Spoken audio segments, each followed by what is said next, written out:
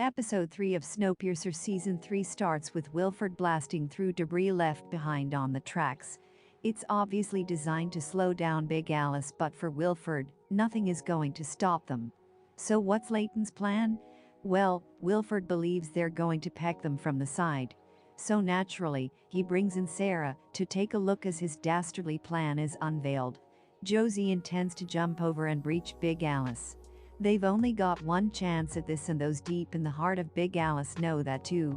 They intend to bring Ruth back, and that includes hitting out against the soldiers that show up and tell them to work. Unfortunately, the whole plan goes awry when Wilford launches his ace up his sleeve, a harpoon launcher.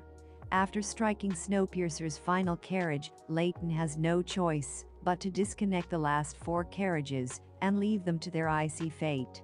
Even worse, Wilford's train has gone dark, and he's shut off all comms. So naturally, Layton does the same.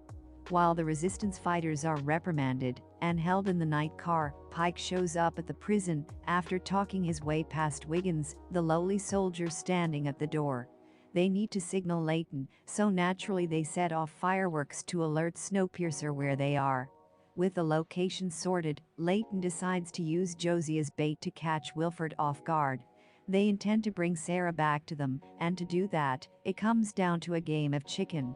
Snowpiercer and Big Alice are at a standstill, on the same track facing one another, and for Wilford, he decides to stop the entire train. This gives Javi the opportunity to press a button and open one of the doors, letting Layton slip inside.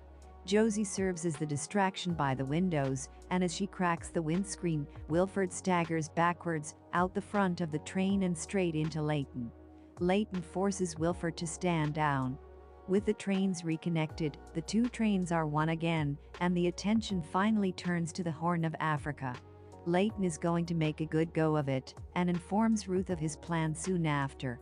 In order to make it fair, he's going to bring it to a vote for everyone up and down the train.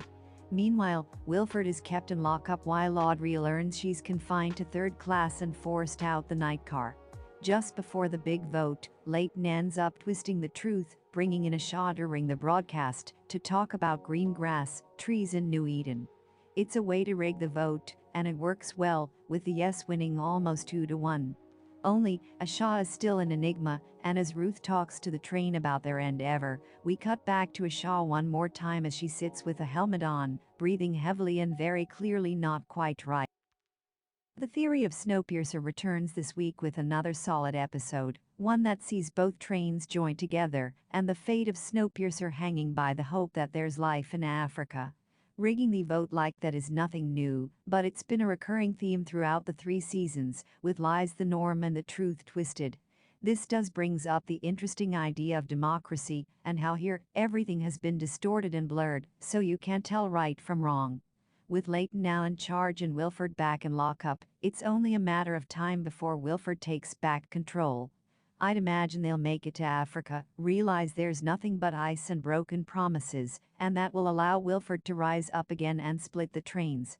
That's just a working theory at this point, but it does seem like the way Layton took back the train with the rebels was a little too easy to see our main antagonist skulk away into the recesses of the train for long. Snowpiercer is just starting to get interesting now, and it'll be intriguing to see exactly what's in store for our characters next.